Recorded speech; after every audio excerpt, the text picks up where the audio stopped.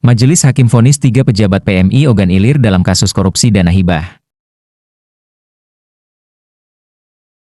Kasus korupsi dana hibah Palang Merah Indonesia, PMI, Kabupaten Ogan Ilir kini memasuki babak akhir. Sidang pembacaan putusan digelar di Pengadilan Negeri Palembang pada Senin, 15 September 2025, dan menghadirkan 3 terdakwa sekaligus. Mereka adalah Rabu Hasan, PNS di Dinas Pendidikan Ogan Ilir yang juga menjabat Ketua Bidang PMR dan Relawan PMI Ogan Ilir, Maryadi selaku Kepala Markas PMI Ogan Ilir, serta Nasrowi selaku Staf Bidang Kesehatan PMI Ogan Ilir. Kasus ini sebelumnya menjadi sorotan publik karena dinilai janggal. Pasalnya, Ketua, Bendahara, dan Sekretaris PMI Ogan Ilir yang disebut sebagai penerima hibah dari Pemkab Ogan Ilir justru tidak tersentuh proses hukum. Meski demikian, Majelis Hakim akhirnya menjatuhkan vonis bersalah kepada ketiga terdakwa setelah mempertimbangkan seluruh alat bukti dan keterangan saksi selama persidangan. Ketua Majelis Hakim Kristanto Sianipar menyatakan bahwa ketiga terdakwa terbukti secara sah dan meyakinkan melakukan tindak pidana korupsi secara bersama-sama.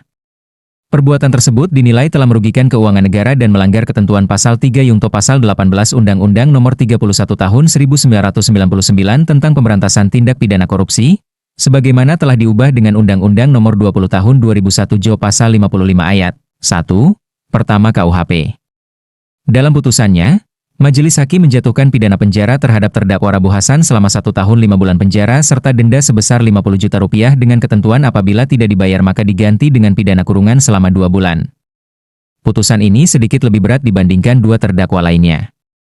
Sementara untuk terdakwa Maryadi dan Nasrowi, Majelis Hakim menjatuhkan pidana penjara masing-masing selama 1 tahun 3 bulan penjara dan denda sebesar Rp50 juta dengan ketentuan subsidiar kurungan 2 bulan. Kuasa hukum ketiga terdakwa, Supendi, menyatakan bahwa kliennya menerima putusan tersebut dan tidak akan mengajukan upaya hukum banding. Klien kami tidak keberatan dan menerima. Tidak ada upaya banding, tegasnya kepada awak media usai persidangan.